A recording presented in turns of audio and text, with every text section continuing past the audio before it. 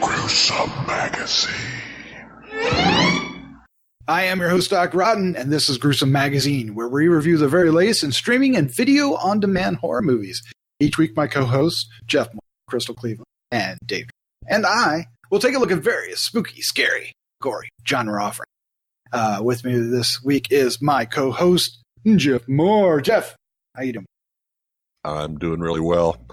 Do you realize that this is the second week in a row with one-word titles of these films?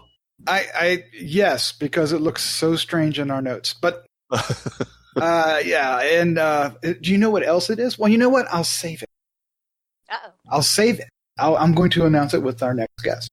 Our next co-host is Crystal Cleveland, the living dead girl. Crystal, how you doing? I'm good. Are you about to say something about Halloween? I am. Yeah! Oh, yes. Bury the lead. Go ahead. Yes, we are. Tomorrow. Yeah, we're recording this on Halloween Eve. No, that was really bad. It you can is. Keep that in, but it's just embarrassing. It is. Cool. Well, life is life. But yeah, it's our Christmas, right? Yes, and the movies this week, I mean, I don't know how everyone feels about them, but they were at least not bad. So that is good. That's all. Yeah, they didn't all out suck, which is always a plus. That is definitely a plus. But that was maybe a left-handed compliment. But let's round out the crew with the one and only Dave Dreher. Dave, how you doing, bud? Am I the only one in costume? Oh my god! I feel so dumb. Oh, well, really bad.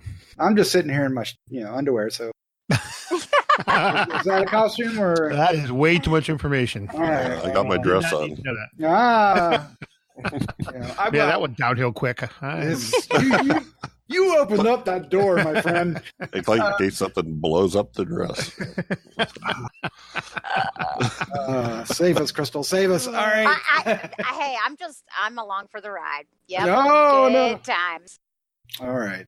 Fair enough. All right. What we do each and every week is we review a pair of horror films that are streaming or on video on demand or out there somewhere. Sometimes they're in film festivals. Tonight we have two really interesting films to talk about. Rattlesnake is up first. That's on Netflix. And then, man, we talked about it already. It's Halloween tomorrow, and we're already talking about Thanksgiving. It's a film called Pilgrim. But Dave, there's a reason why we wanted to talk about this. What was it? Just go ahead and share. With Pilgrim? I can't do. So who can do a John Wayne? Somebody's got to do a John Wayne. Hello, Pilgrim. There we go. I knew Crystal had the best one. That's awesome. That's hello, Pilgrim. I can do it like, come on. Yes, this is from one of my favorite people in the whole wide world, director Marcus Dunstan, who I really, really like. All right. Quite a bit. Him and Patrick Melton, of course, have given us all type of depraved viewing over the course of the. Do they happen to be from Ohio? I really don't know. I want to say Marcus is like from the Cincinnati area, but I don't know why I'm saying that. But yeah, possibly. I'm not sure. But he just relocated his entire history, right? I'm not 100% sure, but I do know I really like his work. His work kind of speaks to me for some bizarre reason. Now, this should be an interesting review then. All right, what we have is Pilgrim and, one name titles, Rattlesnake. But before we do, we have good news. Well, at least for us, we have a sponsor. H&R is brought to you by ExpressVPN. Now, if you do not know what a VPN is Virtual Private Network, which is described as a secure tunnel between your device and the internet. And as the internet becomes shadier and shadier, this becomes more and more important to protect your privacy and your identity and everything else, because not everybody is nice and friendly like us. What? It's really true. Now, Dave, speak to this. Now, ExpressVPN, of course, has a lot of servers. They have 160 locations across 94 countries, so there's always a way to kind of get in the right zone even when you're traveling. There's no restrictions. It's anonymous. It's secure. And they have a great support system. So if I understand, you've already gotten yourself Express. Yeah, I did. I downloaded this just yesterday. Actually, I was off yesterday, and I decided I wanted to go ahead and try out our new sponsor. And I'm actually really impressed with it. It's very versatile. They got apps that you can put on your Roku TV. You can put them on your Xbox, your PlayStations, all your computers, all your mobile stuff. I mean, they cover all the bases. Basically, if you have something that hooks to the internet, you can run it through the VPN. You can even put it on your router if you want. You can just put it on your router, and everything that's connected to your Wi-Fi is run through the VPN. Yeah, which is probably what you want to do, and then put the other ones on your traveling devices, right? Because you can have up to 5 connections running at one time. Is that right? That's correct. Yeah, up to 5 separate devices hooked up. Now, the only problem with me for putting it on my router is I rent my router from my cable company, so I don't have access to that. But if you have your own wireless router, you could certainly go in and install the applet on there. But that was something I couldn't do. So, but it works beautifully. I've noticed no lag time at all on my connection at all. It's been absolute zero. In some cases, I think maybe it might have even sped things up a little bit, quite frankly. Cleaned out the pipes, huh? Cleaned out the pipes. Yeah, clean that pipe out. I would actually highly recommend this. And it does. It not only does it mask you, for certain nefarious people, you're more worried about being anonymous on the internet if you're doing things perhaps you shouldn't be doing. But from a safety standpoint, like accessing your bank accounts and your credit cards and stuff like that, it totally encrypts and masks all that as well. So I would actually highly recommend this. And if you can sign up for the whole year, you're getting 3 months for free, Doc. You're getting 15 months for the price of 12. That's right. So if you want to check this out, gruesomemagazine.com/try ExpressVPN, all one word, is the way to do it. Though there will be a link in the show notes, so check that out. Or go to gruesomemagazine.com, and there are banners on the site. If ExpressVPN is something you'd be interested in. Yippee. Or just call Doc, and he'll come by your house and install it for you. That is not true. Yeah. It's true. What are your true story? I might come by and beg for dinner. Feed me, Seymour. All right. If you come to Iowa, I'll feed you for a couple days. Ooh. Hey, now you're That's talking. a deal. Yeah, are you still going to be wearing that dress? Not yet. If it'll get you here. Well now. All right, well, this just went south again. All right, well, let's move on to our reviews. Up first is Pilgrim from director Marcus Dunstan. Cast includes Kerr Smith, Courtney Angular. Oh, I'm so sorry, Courtney. And Rain Edwards. It is currently available on Hulu, and it is. Now, I don't know if I believe this, but it's based on a shocking true story. What? In an attempt to remind her family of their privilege and help them bond, Miss Anna Barker invites Pilgrim reenactors to stay with them over Thanksgiving. When the actors refuse to break character, the Barker family learns that there is such a thing as too much gratitude. This is, of course, part of Blumhouse's Into the Dark. This is the premiere for season 2 of that effort, and we have covered a couple of them. Did I say it wrong? I tried. It's second episode, I think. It is the second episode. The first one was the October one, right? It was Uncanny Annie. Uncanny Annie. Yes. Thank you. Oh, Thank you I very kind of much. like that one. We might be covering these a little more often now. We've covered a couple in the past, but this one, of course, was brought to our attention because the director Marcus Dunstan being a favorite of Dave. So we're going to start with Dave. Dave, what was your first impression of Pilgrim? Well, I was not disappointed with Pilgrim. I have a certain expectation when it comes to a Marcus Dunstan project. I was getting a little worried because this one's a little more slow burn than his films usually are. They're usually start out demented and get downright bizarre. They started off a little normal and then got a little bizarre and then went to full-fledged demented at the end. But it was fun. I liked it. I thought the cast was very, very good. I enjoyed the daughter who was suspicious from the moment the pilgrim showed up at the door, and the guy that played the head pilgrim, he was just maniacal. I mean, he was a ton of fun to watch work. He really was. Oh yeah. Again, I thought the pacing was a little weird at the beginning. It took them kind of a long. I mean, we all knew where this was. I mean, you knew, right? And it just really seemed to take them kind of a long time to get there. But once we got there, don't skimp on the berries. No, don't skip on the berries. Don't skip on the berries. Oh, nice, very important. Nice. A big part of the meal, the berries. Watch out for the green stems. Thanksgiving doesn't get a lot of horror love, so it's nice to have something maybe we can put in our Thanksgiving holiday rotation. I hope so. Now, of course, Mark Dunstan, along with his partner in crime, what is his name? Patrick Melton, his fellow writer. They're responsible for the Feast films, some of the later Saw films. The favorites of ours are The Collection and The Collector, and of course, The Collector, right? Oh, that. And various other ones, right? And if I see correctly, he's part of the Halloween Retold. Is that right?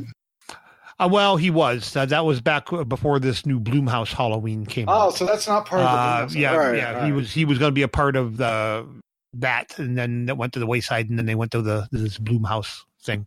So it's not what I was. So yeah, but there was a time. I would love to see a Halloween movie written, if not directed, by Mr. Dunstan, because that would be a hoot. Let's find out what the rest of the crew think. Crystal, Cleveland, what did you think? What is your first impression of Pilgrim? I liked it. I completely agree with Dave. I'm so glad that this is a good, legitimate Thanksgiving horror movie. Like, it is all about Thanksgiving. There is no denying that. That's basically the whole entire premise, and it's good. It's actually way crazier than I thought it was going to be. Some of these Into the Dark movies, I feel like when they first started out with these, that they were very weak and soft. I still like horror, I was still okay with them. I'm like, but they were just kind of, okay. But I feel like they've gotten progressively more intense and darker. Would y'all agree with that? I think that there's been a lot more to them. Definitely in this one, it had some good gore. I think the Pilgrim dude was amazing. Peter Giles He's as Ethan? amazing. Yeah. Like, he was so subtle and creepy and weird. And the mother is the mother in Cobra Kai, so that's kind of cool. She's so she's Daniel's wife, Ralph Macchio's character, and so I love her. I think she's fantastic, and she's fantastic in this. Do you pronounce her last name Hengeler? Oh, that I do not know. I've never met her. Hengeler. We need to find out. Doctors can't let that go. Can't let it go. I'm stumbling all over it, but she's in Cobra Kai. Elise, she actually just had a baby though too, not that long ago. So that's kind of crazy. But yeah, she's amazing. I think all the actors were amazing in this. I think the story was great and super weird and creepy. I knew the moment that when Patience said that, what did she say? She said, "Oh yes, one of my favorite things is like reading Bible verses or something." darning socks. Yeah. I'll teach you how to relax with darn socks. Yeah. I was like, oh God. Yeah, she needs to go. Yeah, everyone was sufficiently creepy. The premise was good. What's interesting is, they still kind of leave it up to interpretation, I feel like, as to whether it's supernatural or not. There's some of it that speaks to it and some of it that speaks not to that. But, I mean, I guess, maybe not, maybe. But, yeah, I liked it. Basically, it was good.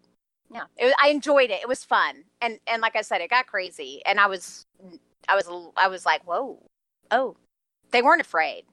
And I like horror movies that aren't afraid. All right, Jeff Mohr, sir, what is your first impression of Pilgrim?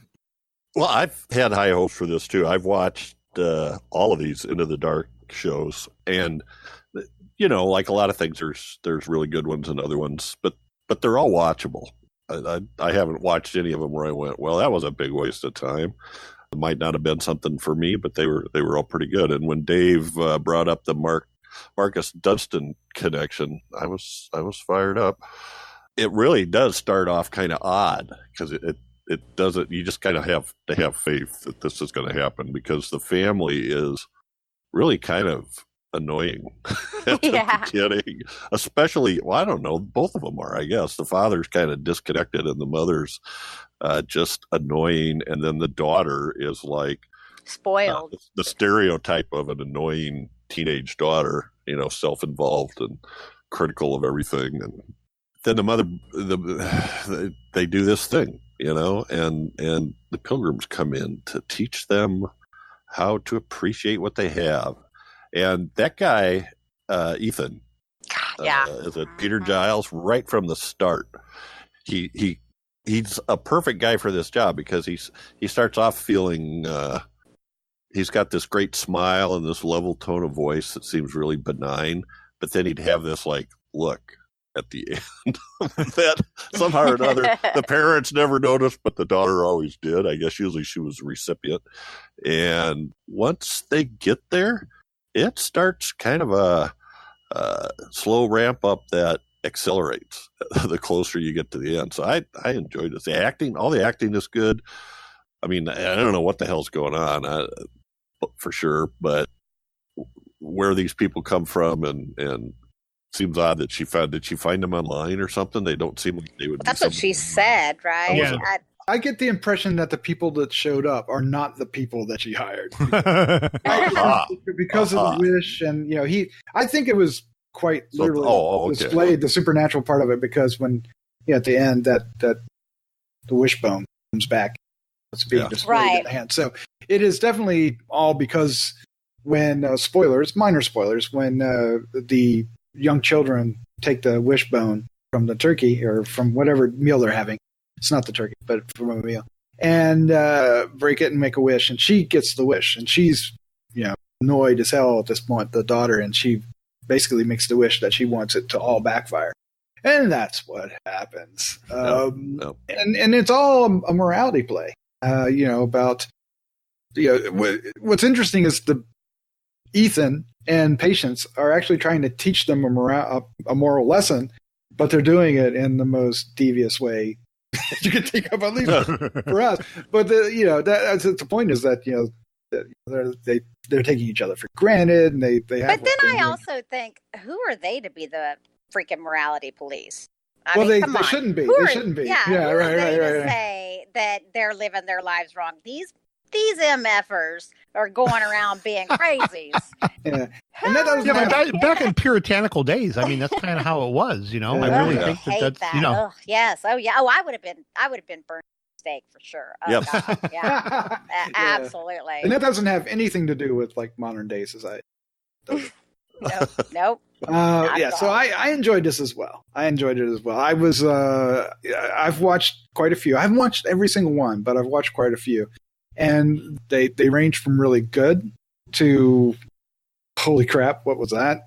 Most of them are on the good side, and this one's on the better side. This is probably, I would say it's my second favorite of the bunch. The one that Gigi did that we covered. The culture shock. Yeah, that one I really liked, and this is up there with it. The acting's spectacular. We're talking about Peter Giles as Ethan, and he, there's a creep factor, just how he is. There's a scene where he's in there with the kid, and he's, it's innocent in what is being portrayed because he's just telling him stories, but there's such a creep factor. Well, okay, what is he really doing? About is, as a mother of a young son, there is no way in Hades that I would let some grown ass man that I don't know be alone in my son's bedroom. That's the creepy factor, right? Of course, right? yes. And I think that's part of the point is that the happening and all that. That's pretty bad. Yeah, I was thinking the same thing, Crystal. That how we go whole periods of time where nobody knows where this kid Tate is. Oh, no. Where's Tate? I think he's in his room. I don't know. Cody's running all over the place looking for him. So, but I kind of chalk that up to the I don't know, the manipulative clouding effect of the Pilgrims, maybe. Well, they certainly had the effect on Anna and Shane, the parents, especially Shane, when they start, saying they're going to build him his man cave. Oh, yeah. He's all in. Yeah. He is all in, man. Yeah. I don't care where the kid is. I get my man cave. It doesn't matter where Tate is. Doesn't that sound great? Yeah. But Elise Levesque, oh my God, why are these names? But Elise, who plays Patience, is absolutely fantastic as well, and has the longest neck ever, which is great. But she's been in quite a few things. She was in Ready or Not. She was Charity in Ready or Not. Oh, sure. Yeah. Okay. Yeah, sure. It's hard to recognize her with her Pilgrim getup.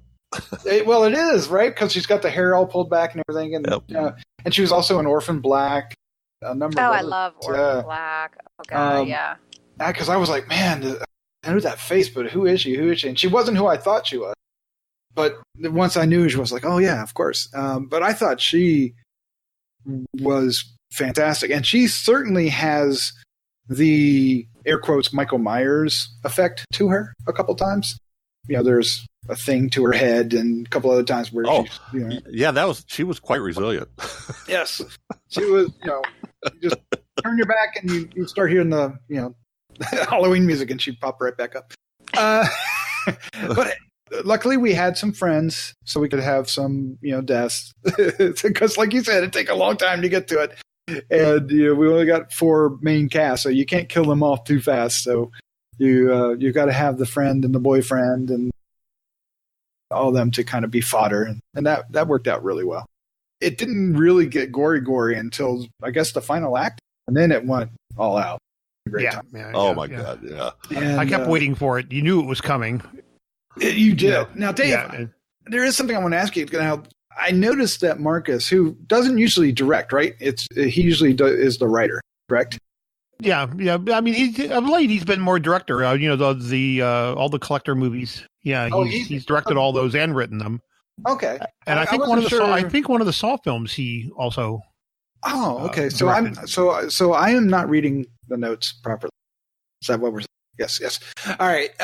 He has some techniques in here that I don't think I've seen him use before with, the camera zooms around a little bit. Yeah. And he also, I don't know, maybe it was me or my TV, but it looked like sometimes he was buckling the like a fisheye lens, but in like concave instead of the usual way.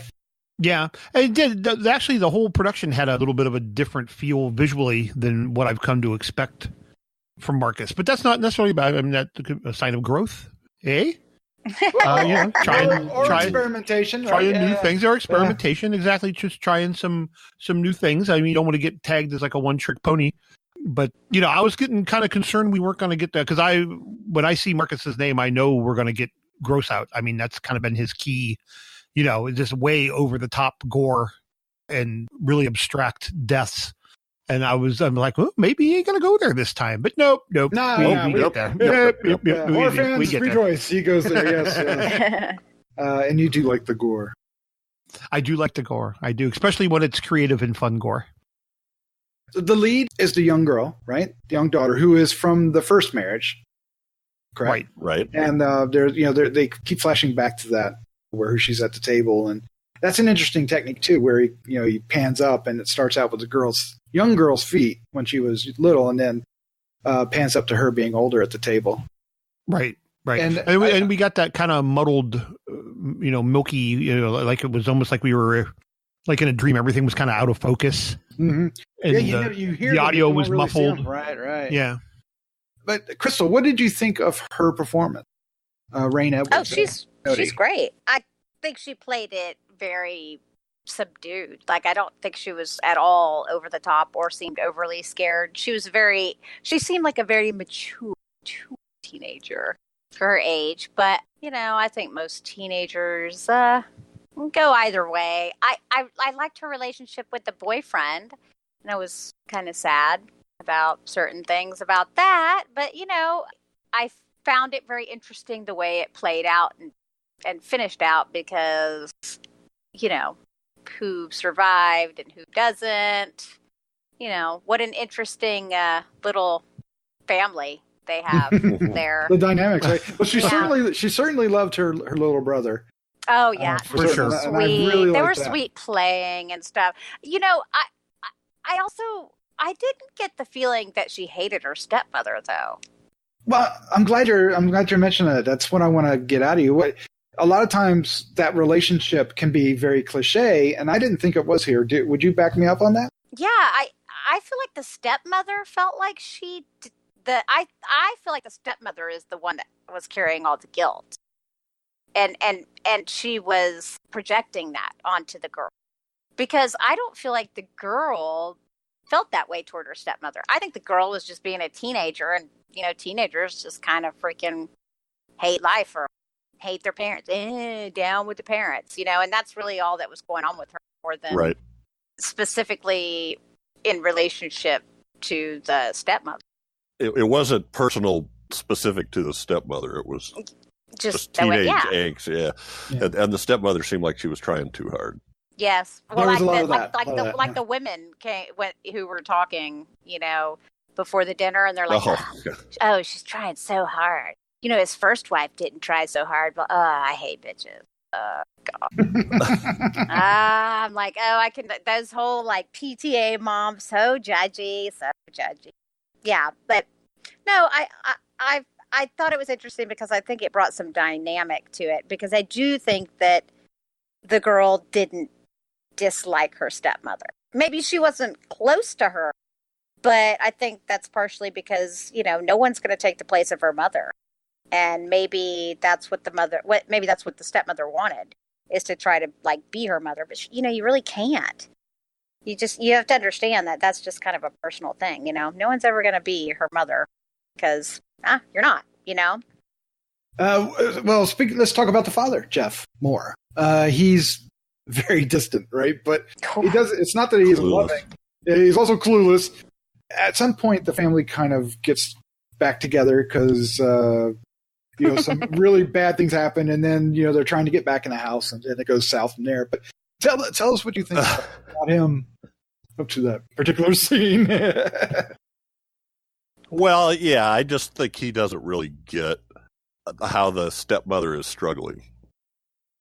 And he's sort of just kind of letting it happen while he, peruses his financial reports on his smartphone. And he's just never really involved until something blows up, and then tries to handle it, does the sort of, I haven't been part of this whole thing, but now I'm going to put my foot down, which is, kind of lame. But I've seen men do that. That's very real. Like, it's like, really, dude? Oh, I used to get when I was a kid. Wait till your dad gets home. Of course. Anyway, but he was a fairly nice guy and was good-natured and had good intentions, but seemed to be easily distracted from the whole thing. I think he cared about his family, obviously. And, boy, he was excited about his plan. he wanted that. Yeah, he wanted the man cave. That's for certain. All right, well, let's wrap this up. Let's give our final thoughts, our score, and favorite scene for In the Dark, Pilgrim. Dave Dreher, start us off. Really enjoyed it. Thanksgiving needed an actual horror film dedicated to it. Before this, all we had was that Thanksgiving trailer that Eli Roth did. Now we actually have a full-length film that we can celebrate to. And what says Thanksgiving better than some cannibalistic feasting? But yeah, definitely seek this one out. I think it actually debuts on November 1st, which will, by the time this comes out, it'll already be out there. Favorite scene? I got a couple of them, and I kind of hate to go for the easy one, and it's really kind of a little bit of a spoiler, so I'm just going to leave it with projectile vomiting. Yeah. You got to see it. You got to kind of see it for yourself, because there's actually several instances of projectile vomiting. So you can actually choose your favorite projectile vomiting. Excessive. It's excessive projectile vomiting. Exactly. And I'm going to give this actually a very strong 3.75. Wow. Yes, I enjoyed this very much. Good. All right. Crystal, what is your final thoughts, your score, favorite scene for In the Dark, Pilgrim? Final thoughts? Watch it. Basically, that's it. Just watch it. It's good. You'll enjoy it. I'm going to give it a 3.5. Okay. Nice. Yeah. And my favorite scene is, okay. I think this is what you call it. Okay. I didn't live in plantation times, but I'm going to call it churning the blood butter. That's another one that was very, very, yes. Yeah, that's churning the butter, though, is what she was doing, right? Isn't that what that was? I don't think that was butter, but well, I mean, that's why I said blood butter, but isn't that the machine that you use for? Yes, I don't know. that was a butter churn. Yes. Okay. Yes, there we go. Yay, that's the one. Okay, very good. Very good. I kind of wanted to see what was in there. Is that right? I know. No, I did too. I thought we were going to see something, but I was hoping because even when you. Yeah, can't give too much away. But yes. Mm-hmm. All right, Jeff Mohr, what is your final thoughts, score, favorite scene for Pilgrim and the In the Dark series? So I'm totally with Dave on this one. I gave it a 3.75 as well. Oh, nice. Mostly for how despicable Ethan is and how over the top they go. It just keeps going higher and higher. You think you got there, and then it does another one. And the idea that Thanksgiving, that is very cool. I hadn't thought about that, but yeah, we need a good Thanksgiving horror movie, so this works. Favorite scene, I guess I'm going to go with when Ethan serves the entree for the Thanksgiving dinner. The reveal of the main course. Yes. Yes. Although I think everyone in the audience will know what's coming. That wasn't much of a shock, but there was no surprise. It just was. I almost laughed. It was. Yes. Well, I did laugh because Anyway, and just his presentation. He's like, finished. Yes. Presentation. It's all about the presentation, right? Yeah. Yep. And then the force feeding. The force feeding was. Yeah. All right, very good. I enjoyed this movie as well. I was happy. This is, like I said, one of the favorites. It's Thanksgiving films. Yes, there are like Thanksgilling, and there's Thanksgilling is funny though. Yeah, but they always involve turkey, right? You always gotta that's go. I was gonna say that's for the the killer turkey one, right? Yeah. But this one doesn't, and that's refreshing. I think it all comes down to really Peter Giles as Ethan. Might get nominated for best film of the year. I think. I don't know. He was fun. I didn't enjoy it as much as you guys based on my score because it's a 3.25. So just slightly under you, but still pretty good. Still pretty good. Yeah. And my favorite scene is going to be when Ethan just gets into it and he starts cackling like a madman. He's got the parents all chained up and he's doing vile things to them, and the daughter's being Puritan dunked into the water, and he's just cackling like a madman. And that's when I thought he was just, he's not over the top at first, right? He's actually fairly straightforward. Like you might even think he was in like The Witch or something, right? And then he just goes all out at this point. And that's having his role, his performance, build like that. Most of it rides on him. I would agree with that. Mm-hmm. Yep. All right, that's our review for Pilgrim, which is currently available on Hulu. Up next is Rattlesnake from director Zak Hilditch. The cast includes Carmen Ejogo. Why do I have these names? Theo Rossi and Who put him in charge of saying these names? I somewhere along the line I volunteered, and it's been hell ever since. How do you pronounce that? Ejogo. I'd say Ejogo. Ejogo. Carmen, I'm so sorry. But you were great. Ejogo. It's currently available on Netflix, and it is about a single mother who, after receiving help from a mysterious woman after her daughter is bitten. English. See, that might be the whole thing. Is bitten by a rattlesnake. She finds herself in, she may be in over her, and things get bonkers from there. It is, like I said, available on Netflix. So let's find out what we thought. Jeff Mohr, sir, what was your first impression of Rattlesnake? So this is one that I was kind of looking forward to because of Zak Hilditch was the writer-director, and he directed 1922 that was on Netflix last year that I had in my last year, right? It was, Two yeah. years ago. Yeah, it was last year. Because I had that in my top 10 because that just sucked me in and chewed me up. And he's really kind of fits into this atmospheric kind of horror that I like. And I did check out one of his older movies called These Final Hours that is also pretty good, I thought. So I was, looking forward to this. And it does have that same kind of style and feel. There's not a lot of people in this movie, but you have a mother and daughter who get sidetracked onto back blacktop roads in Texas, and about the time that she gets out of cell phone range, she has a flat tire, and then her daughter gets bit by a rattlesnake. Her daughter's probably 4 or 5 years old, 5 or 6, Yep. I don't know. Something like that. We go from there, and somebody helps her, but the payment is not what you expect. So I really enjoyed the setup. I liked the setup a lot. I liked the acting. I liked how they showed the mother's progression. Katrina from this is BS. What's going on here? She was poisoned and now she's fine, to figuring out what she's going to have to do and, coming up with different options of how to do it. And I just was entertained by that whole idea. Who would you, what would you do in that situation?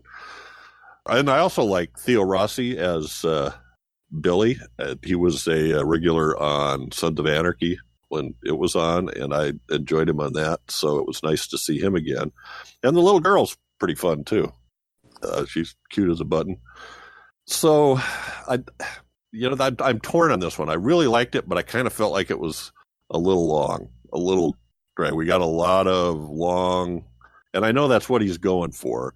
And for me, it worked in 1922 and it worked in These Final Hours. But in this one, I thought, maybe there wasn't really enough story there to warrant the length. I don't know if I'm being too critical or not, but that's my first impressions. I still liked it, and I started watching it again just to watch. I kind of like movies like that, kind of watching the filmmaking, what they're doing and what they put in the shots and things like that. So, and I was still entertained. Well, let's find out what the rest of the crew think, see if they agree with you. Crystal Cleveland, you are up next. What is your first impression of Rattlesnake? So, I agree that I feel like this movie was a little too long.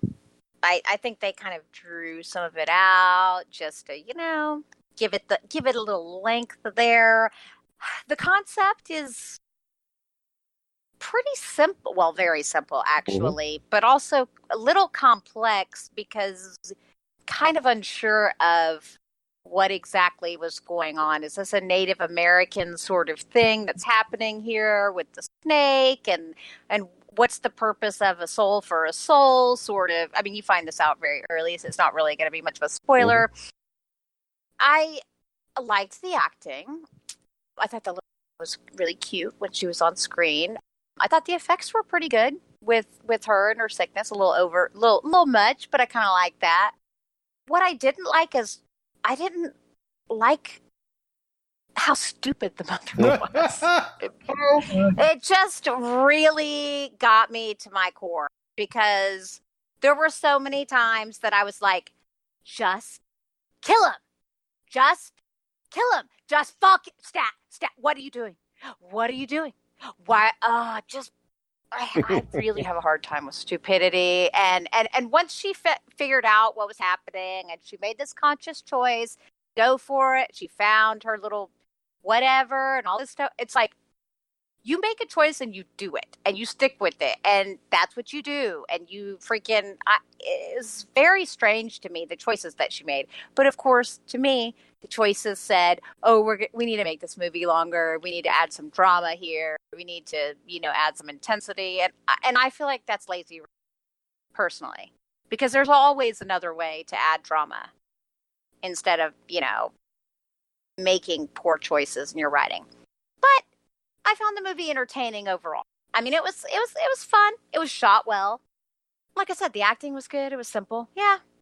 So that's my first thoughts. Just maybe some poor choices. All right. So Crystal, I had a feeling I was hearing you in my head when. Where else would you hear? The little girl's in the hospital bed, and the mother says, "I'm gonna go." She goes, gets a room in the motel across the street, and I'm like, "What?" I mean, wouldn't a mother? I mean, I would. I'd stay in the room with the kid. Yes, of course you would. Why would you go get a hotel room? You would stay with, because that girl is way too little. Okay, you're in some random town. You're just driving through. Well, for one, okay, let's just be honest. There is no, it's like never a good idea. It never turns out well when a mom and a child go on some sort of, cross-country road trip. It's never going to end well. Just especially in Texas, right? Always in Texas. Does that get under your skin a little bit, right? Always in Texas. But I mean, and then yes, her choice. See, didn't you? That's what I'm saying. I feel like the writing was stupid in a lot of places, and damn, it wasn't so stupid to make me hate the movie, but the movie could have been way better. I sort of understood how she had to, leave the hospital for her mission to a certain extent, although it seemed like there was options there. But even then, like going to a motel room wasn't it. I mean, they proved that you're in a hospital. You can end this movie, 30 minutes. But they didn't. Let's find out what Dave Dreher thought. Dave, what is your first impression of Rattlesnake? I had like a complete different impression of this. And I mean, for me, the tension in this movie was just thick. I mean, I was on the edge of my freaking seat with this thing. I'm like, oh my God. I really felt that the director did a fantastic job of building up this tension.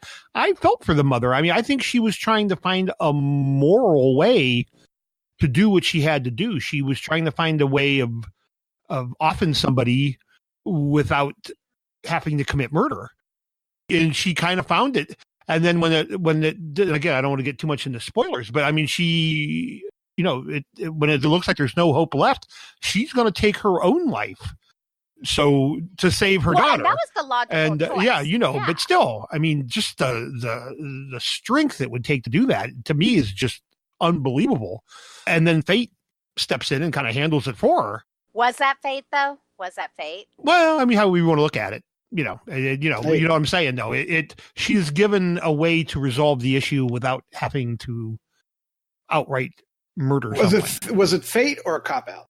Depends on how you. I took it as fate. I took it as almost like when you put an animal down. She was doing this guy a favor. Oh, part. Yeah, he was dead. Yeah, but what put him in that situation? But his ass deserved to die anyway. Well, exactly. And that's right. She was. It was. She was doing her homework. Just like that whole scene in the house when she's in the closet and everything. That guy is a fucking scumbag. He deserves to die. And definitely no Dexter. I mean that. No. Oh. And so again, I kind of got it. And then that whole ending part where the sun is setting and the shadows going up, and this has got to happen by the time the sun sets, and I'm just like, oh my God, for the love of God, just exactly. But I love that tension was. No! I'm literally standing up and I'm yelling at the TV. My wife's upstairs. She's going, What the hell are you watching? I'm like, oh my God, she's just gonna kill this fucker. Oh, Dave. See, okay.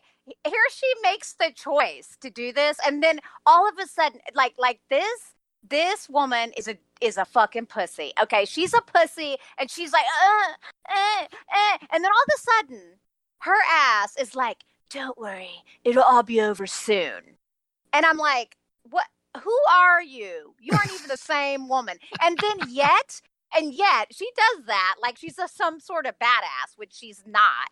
And then she's like, let me watch the sun. Do I still have time? Let me make sure that I draw this out.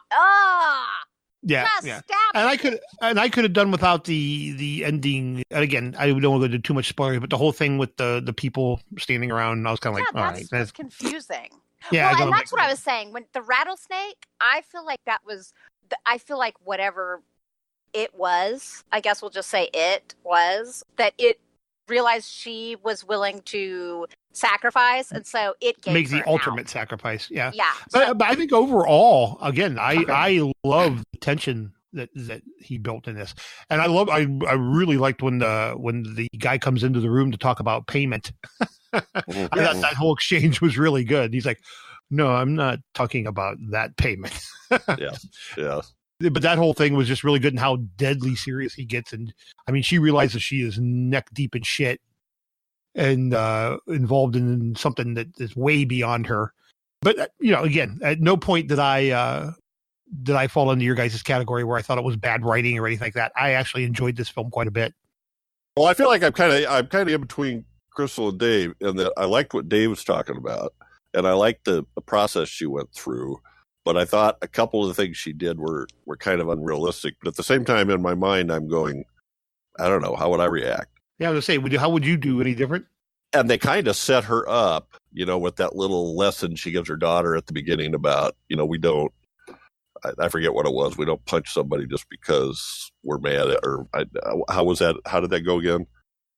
But it was, we don't hit somebody just because they do something to us, or we don't hurt someone just because they hurt us, or something like that. Yeah. See, that's just a stupid thing to teach your daughter. That's just let me tell you something. I was raised the complete opposite, but I was raised by a military man that was like, someone cuts you, you kill them. That's the way it is. But my dad was like a Navy SEAL. I mean, if someone hits you, you hit back. It's okay. It's okay. But there are other ways. Yourself. There are other ways to be. You do know there's different philosophies, right? Note to self: don't ever piss off Crystal. Well, yes. No. I wrote down. Don't strike first. I'm not saying you don't strike first. See, no, and I'm not saying necessarily like, I'm just saying I'm not going to be a victim. And that's what I'm saying. Once the mom realized what had to be done, you realize it, you make a choice, and you do it. You just fucking do it, right? That's why I have an issue with it. It's not that I'm like, a moral issue against violence or whatever. But if you really want to save your daughter, let me tell you this: I would gut everyone around me if it would save my son. I don't disagree with you, but I think it's really hard. There are some people that would be really hard to do. Yeah, yeah. Let me interject here, because I think this is the problem here, is that it's hard to get behind the conflict that they're trying to portray in Katrina. I don't think it's portrayed very well. Now, I think it worked for Dave, because Dave really got behind it. But I had a problem with it as well, as I didn't buy the conflict.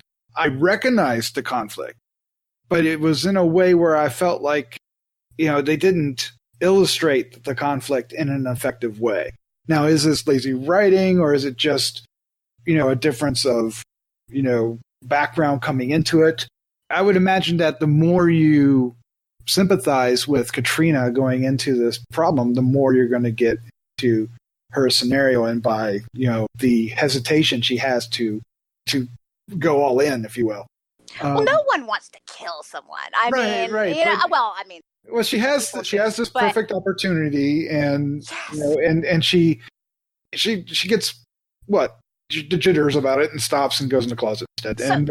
So this is the reality. I could buy more her not buying the concept of it than her getting behind the concept and not following through. Okay, because once you get behind it, right? I'd be like, I'm fucking crazy if I'm thinking that I have to kill someone because something said. I'm like, no. Something's wrong with me. Did you get convinced that she was convinced that it happened? I mean, I know that we got plenty of, specters, if you will, using air quotes, to kind of share, the problem. Well, the moment she decided to go get a gun. Yeah.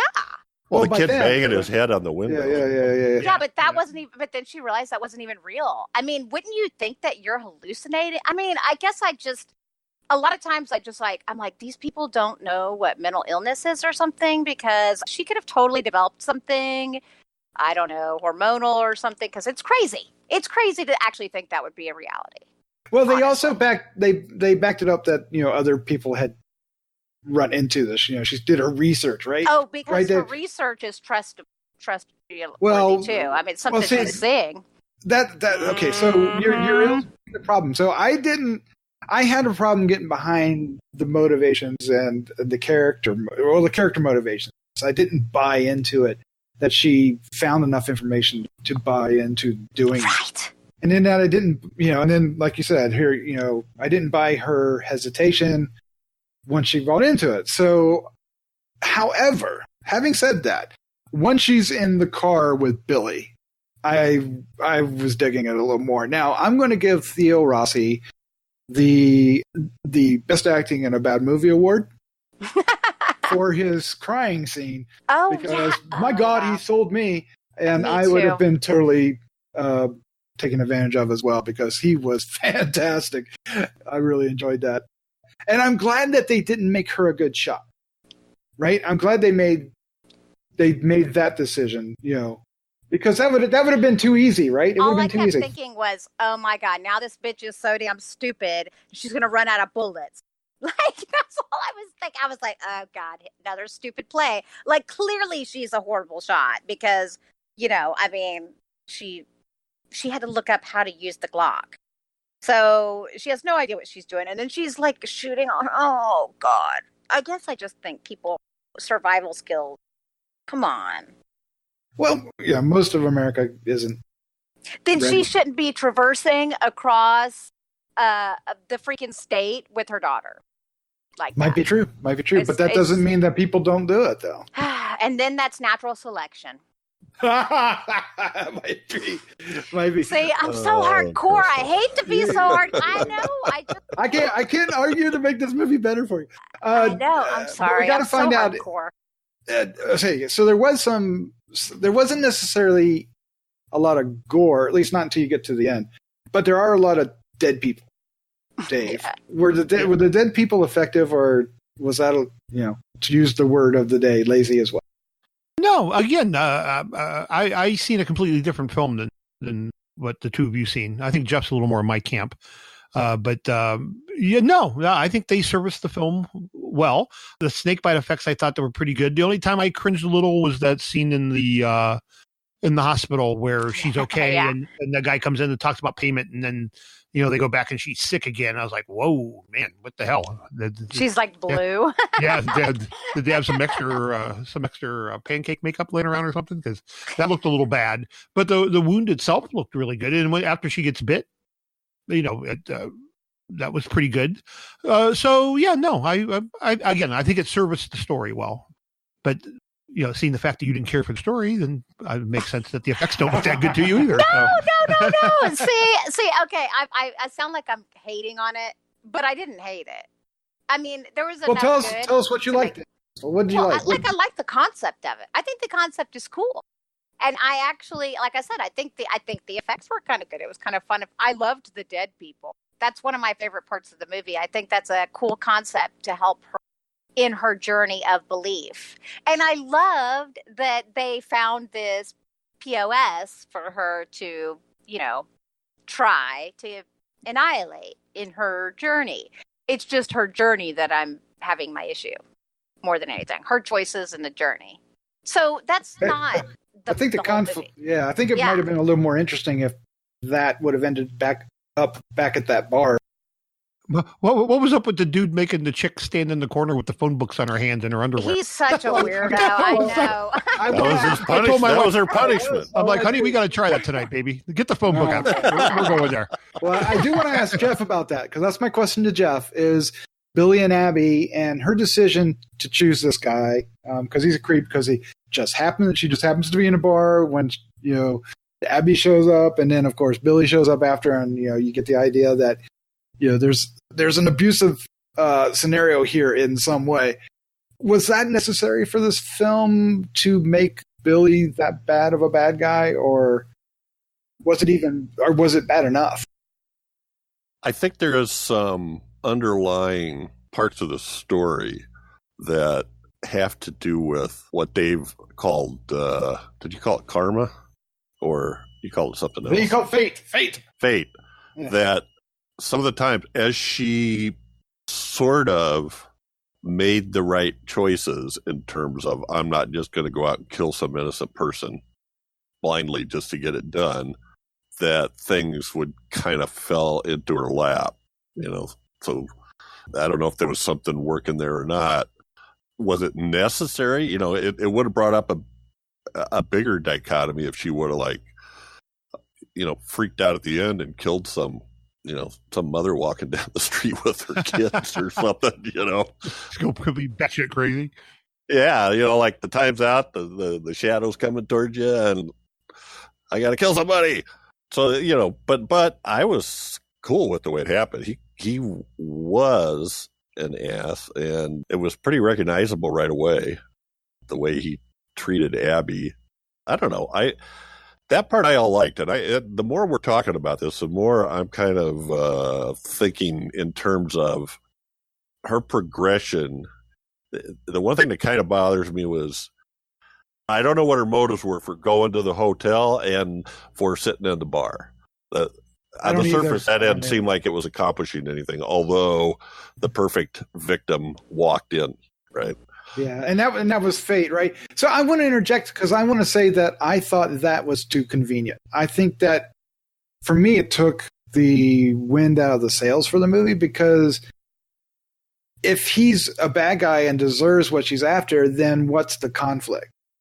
And why are we juries all of a sudden? Why isn't it like, why couldn't she have been stuck in like an elevator with like three very cool people, but she still has to make the decision, right? Yeah. So you got.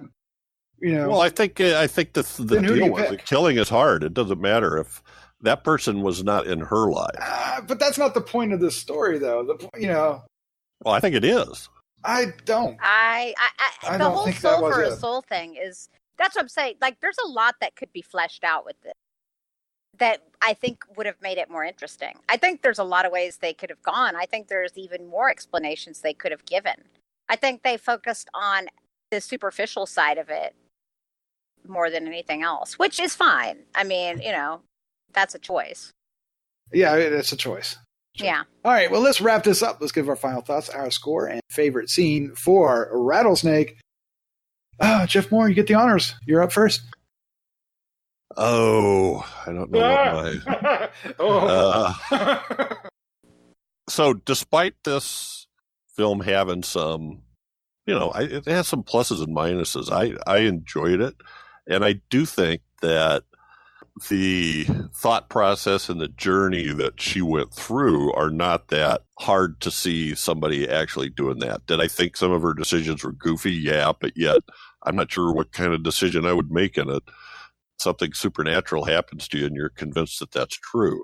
And that when her first opportunity was more of a, like, I'm convinced, like, I know I have to do something, but I'm not emotionally set into that. So anyway, I think this is worth a watch, especially if you like these kind of atmospheric tension building movies. I'm giving this a 3.25, and favorite scene. I'm going to pick the scene where she buys the gun. Oh, I like yeah, I thought that was a good scene. He was creepy. Mm-hmm. Yeah, and then his question to her, it's like, David, of course. And so I kind of feel like that was really what the whole point was. Finding someone who deserves it. Because he's like, do they deserve it? Does he deserve it? Yeah, and I think intellectually it makes that decision, but you're still not necessarily emotionally there to take somebody's life. And that makes it too easy. I thought that was a cop. Anyway, let's move on. In my opinion, it doesn't matter right now this minute. All right, Crystal Cleveland, you're up next. What is your final thoughts? Your score, favorite scene for Rattlesnake? I think it's good, and I think it's worth the watch as well. Check it out. You'll like it probably a lot more than me. Okay, so I'm going to give this a 2.75. So I'm debating because I almost want to up it to a 3, No, you don't. but that's where I was.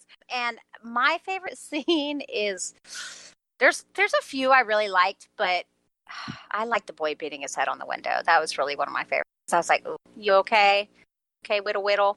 Yeah. Mm-hmm. I have such a soft spot for kids. Ugh. Mm-hmm. Especially when they beat their heads against. Yeah, especially then. All right, Dave Dreher, what is your final thoughts, your score, favorite scene for Rattlesnake?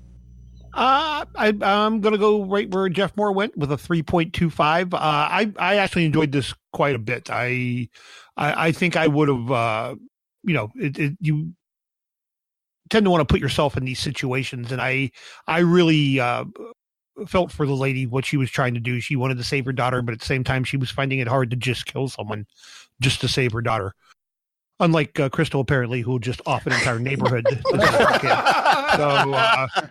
I thought the morality play there for me was there, and it worked out. And I like in the bar scene, I really think that she just kind of resolved herself that she was going to have to kill herself because it was the only thing she could do. She was going to sacrifice her soul to keep her daughter's soul alive. And again, she was given, fate stepped in and gave her that. And she felt relief, and I felt the same relief when it happened. And then, which kind of leads into the favorite scene. It was when she's hiding in the closet and she's watching the two of them play it out there in the bedroom. And she sees the lady pick up the scissors and kind of contemplate, killing herself. And that's all she needed. That gave her the word, the moral part of it was gone. She could kill this guy and not have to worry about it. And I again picture myself in the same thing. If I'd seen that, I'd be like, yep, fuck it, he's dead. It's done. So that would be my favorite scene, and I already gave you the score. We're done. You're done. Next. Right. Next. Okay, so for what it was, I enjoyed the film fair enough, but I kept struggling with her motivations, and some of the things that you're liking, Dave, that you illustrated were some of the things that bothered me. I thought her choice was too easy, too simple, and it didn't provide enough conflict. Once she found the air quotes perfect victim, it was just a matter of her doing it, and it was kind of bored until they got in the car. Once they got in the car, the acting took over, and that's because the dude was so good. Was so great, yeah. Which I'll just stop right here. That is my favorite scene when he was begging for his life, and then turned, did what he had to do. I loved that. That was perfect. But I just felt like it. There was a scene that's really awkward with the character Lorraine, which is this daughter of the old man. And she's talking to him, and it's just such an awkward, uncomfortable, lame scene. And it doesn't really do. I understand what it was intended to do, but it didn't register correctly for me. That it would give her the doubt not to go through. It just I just have problems with the film. And the worst problem I had was the actual ending. After everything we're talking about, the film didn't know what the hell to do with itself. That's fair. And it just went, if I had 10 more minutes to do it, I was like, oh, God, stand already. There's nothing happening here. I didn't, I'm going to go 2.5. I was going to go 2.75, but I just talked myself into a 2.5. It's all right. Theo Rossi almost saves it, but sorry. You really need to argue with somebody with a different opinion. What, instead of arguing with myself? What are you talking about? Yeah, I talked myself into it. The lower score. I kind of did, didn't I? All right. So that's it. That's our review for Rattlesnake. We also reviewed the film Into the Dark series on Hulu called Pilgrim. I should have just stuck to the one name film titles. I tried to elaborate, and wow, that went south. But anyway,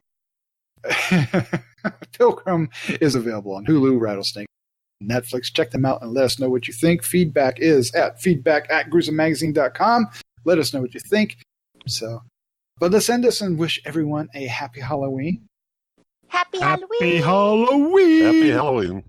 All right, Dave, Jeff, Crystal, thank you for joining me.